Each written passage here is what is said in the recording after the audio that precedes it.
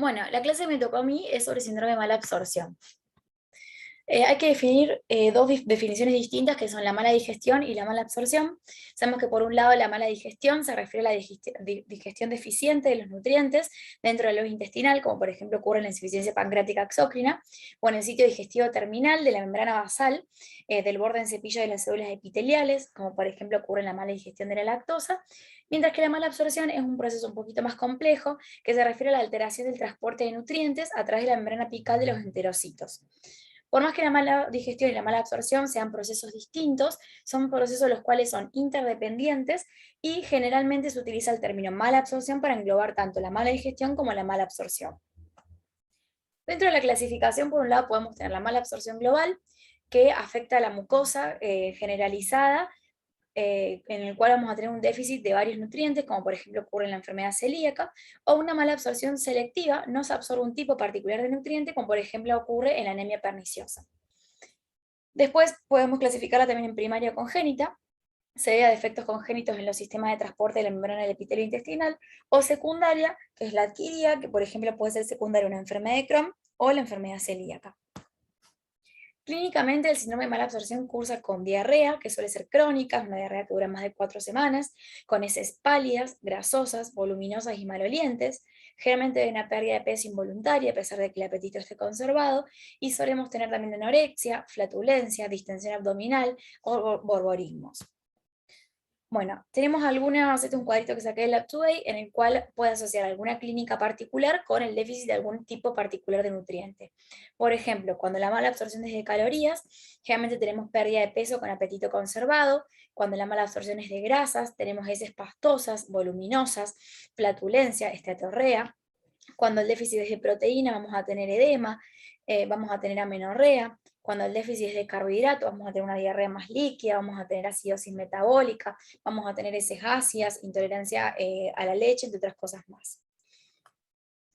Como abordaje inicial, cuando tenemos un paciente que tenemos sospecha que tiene un síndrome de mala absorción, tenemos que hacer una anamnesis y un examen físico completo, indagando sobre las características de la diarrea, factores desencadenantes o agravantes, y síntomas asociados como el dolor abdominal y manifestaciones extraintestinales.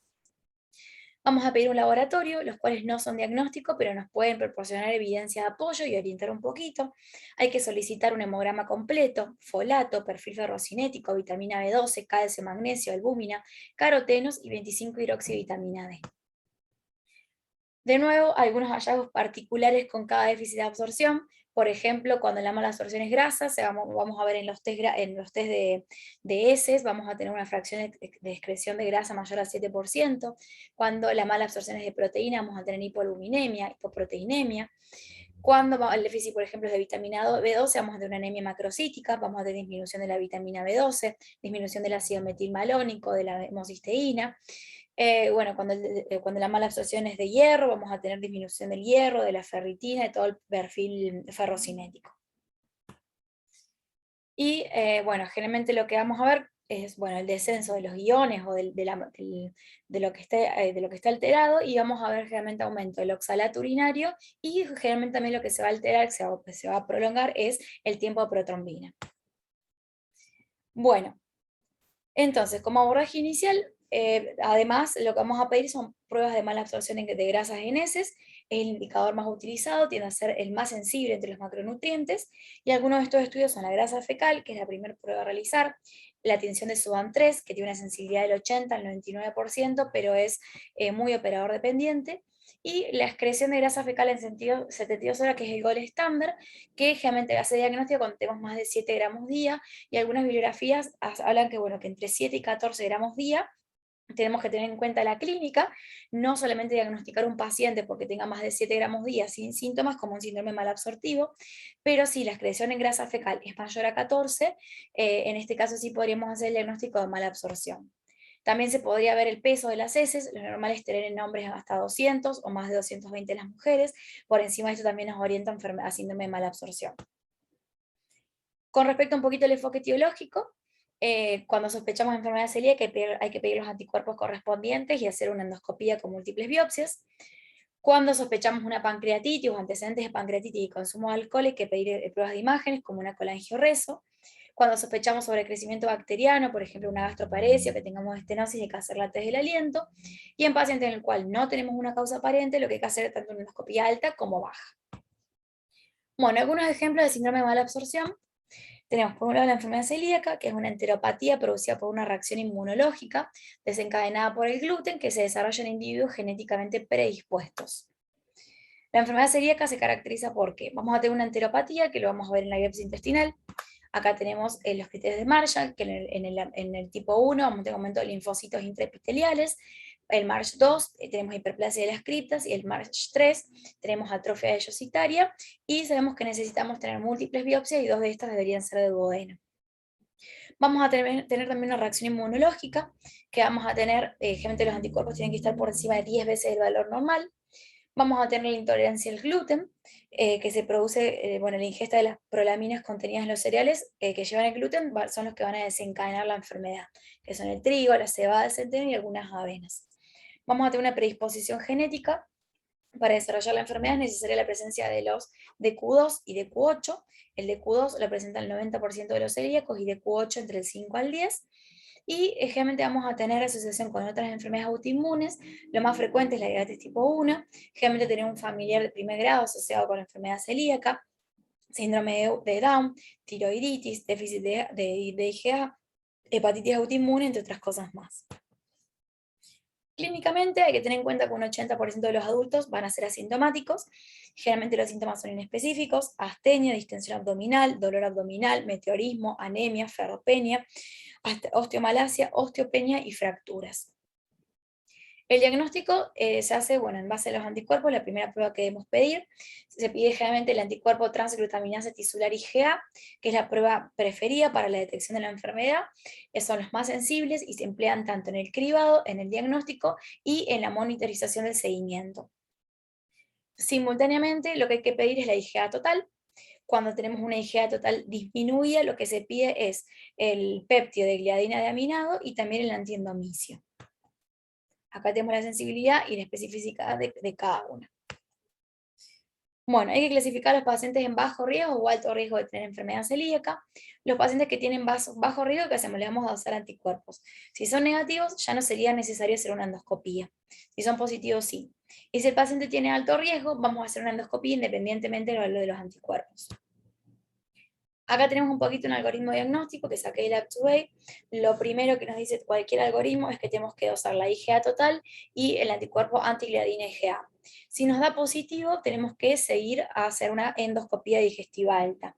Si tenemos un MARCH de 0 o 1, generalmente lo que se pide es el anticuerpo antiendomicio y el antigliadina diaminado, y en base a esto definimos. Si son negativos, se descarta enfermedad celíaca. Si van a ser positivos, o si es discordante o no nos quedan, no es poco claro, lo que se pide son los anticuerpos, el DQ2 y el DQ8. Si estos son positivos, consideramos que el paciente tiene enfermedad celíaca, y si no, hay que buscar un diagnóstico alternativo. Y en caso de que tengamos un MARCH de 2 o 3, directamente vamos a confirmar la enfermedad celíaca. En caso de que tengamos un antigladina negativo con una IgA negativa, lo que tenemos que hacer es pedir el gladina diaminado. Y ahí seguimos el mismo algoritmo que el anterior. En caso de que sea positivo, vamos a hacer una endoscopía digestiva alta y nos basamos en el MARCH. Y en caso de que sea negativo el diaminoglaminado, o en caso de que sea negativo la antigladina con una IgA detectable, tenemos que evaluar si el paciente tiene riesgo o no de tener enfermedad celíaca. ¿En qué nos basamos? En la clínica que tenga, en los familiares de primer grado afectados, y si tiene alguna otra enfermedad asociada, como dije antes, la tiroiditis, diabetes tipo 1, dermatitis herpetiforme, síndrome de Down, síndrome de Turner. En caso de que el paciente sea de alto riesgo, vamos a someter una endoscopía, y si es de bajo riesgo, generalmente vamos a descartar la enfermedad celíaca y vamos a buscar un diagnóstico alternativo. ¿Cuál es el tratamiento de la enfermedad celíaca? La dieta libre de gluten. La falta de respuesta a la dieta se define como la persistencia de los síntomas a los anticuerpos, como la persistencia de los síntomas y de los anticuerpos positivos a pesar de una dieta libre de gluten luego de 12 meses. Acá vemos, cuando tenemos un paciente que no responde a la dieta libre de gluten, ¿qué hacemos? Primero confirmamos que sea adherente a la dieta, que la está haciendo bien. En caso de que persista la falta de respuesta, vamos a confirmar que estemos con el diagnóstico de enfermedad celíaca. Lo que vamos a hacer es vamos a repetir una biopsia intestinal. Si desapareció la enteropatía, si la mucosa está normal, generalmente tenemos una colitis microscópica o un síndrome de intestino irritable o intolerancia a la lactosa, y si persiste, y si lo vamos a clasificar como enfermedad celíaca refractaria.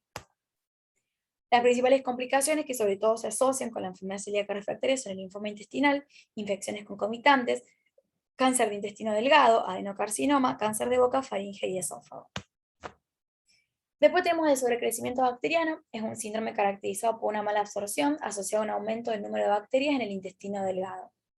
La parte proximal del intestino suele ser estéril gracias a 3 mecanismos: la acidez gástrica, el peritaltismo y la liberación de inmunoglobulinas. Toda aquella situación que haga fracasar estos mecanismos causan un sobrecrecimiento bacteriano. Bueno, las causas tenemos de hipocloridria, podemos tener una anemia perniciosa, una gastrectomía, podemos tener estasis intestinal, que puede ser anatómica por una estenosis, por ejemplo, una enfermedad de Crohn, fístulas, divertículos o cirugía gástrica, o funciona, por ejemplo, esclerodermia, una gastroparesia diabética, amiloidosis o hipotiroidismo. Y después tenemos las inmunodeficiencias. Bueno, clínicamente se manifiesta como un síndrome de mala absorción, con toda la clínica que comenté al principio de la clase. Vamos a tener generalmente una anemia macrocítica por mala absorción de vitamina B12, ya que las bacterias anaerobias la consumen, y dicho déficit se va a corregir con la administración de antibióticos y no solamente con la vitamina B12.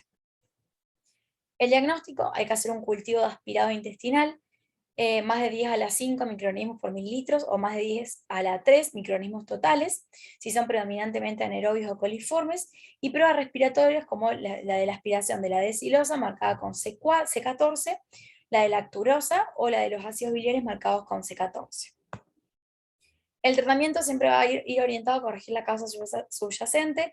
Hay que administrar antibióticos bioral como la ciprofloxacina, el metronidazol y la rifaximina en ciclos de 7 a 10 días, ir evaluando la respuesta cada 10 o 15 días y en caso de que no haya mejoría, ir rotando antibióticos, pero normalmente cada 7 o 10 días. La enfermedad Whipple es una enfermedad infecciosa sistémica crónica causada por un actinomyces gram positivo llamado Treponema whipplei. Clínicamente tiene una amplia gama de manifestaciones. Vamos a tener un síndrome de mala absorción, generalmente hay una artropatía no deformante, más del 80% de los casos, que suele preceder en años a las manifestaciones intestinales, altralgias migratorias de grandes articulaciones. Fiebre, linfadenopatías, vamos a tener trastornos neurológicos como demencia, nistagmo, mioclonías y convulsiones, manifestaciones cardíacas como pericarditis o miopericarditis, manifestaciones oculares como oftalmoplejía supranuclear, cutáneas como hiperpigmentación, o podemos tener derrame pleural o compromiso intersticial a nivel pulmonar. El diagnóstico se hace con la biopsia intestinal, en la cual les vamos a dar macrófagos en la mucosa con gránulos citoplasmáticos Paz positivo y sin níquel negativo. Y el diagnóstico se confirma mediante la demostración de la bacteria por técnicas de PCR en la biopsia intestinal o en el líquido cefalorraquídeo si existieran manifestaciones neurológicas. El tratamiento consiste en la antibiótico-terapia. Se hace fracción a 2 gramos cada 24 horas durante 15 días, seguido de cotricomazol durante 1 o 2 años, y sin tratamiento de una enfermedad fatal, que es una enfermedad que tiene excelente respuesta al tratamiento antibiótico. Y unas breves palabras sobre dermatitis herpetiforme. Sabemos que es una patología que se asocia en un 100% a enfermedad celíaca. Es una enfermedad cutánea empollosa con prurito severo. Los pacientes no presentan síntomas gastrointestinales y suelen tener daño intestinal, igual que la enfermedad celíaca cuando hacemos una biopsia. Generalmente en estos pacientes, cuando se hace el diagnóstico de dermatitis herpetiforme, se asumen que ya tienen enfermedad celíaca, por lo tanto hay que comenzar la dieta libre de gluten y se podría optar por realizar la endoscopía. El tratamiento entonces es, el pilar fundamental es la dieta libre de gluten, en la cual se va a ver que todas las lesiones herpetiformes se van a apagar, y también se puede complementar con Dapsona, y tener en cuenta que es muy frecuente la anemia hemolítica en los tratamientos con Dapsona. Bueno, muchas gracias.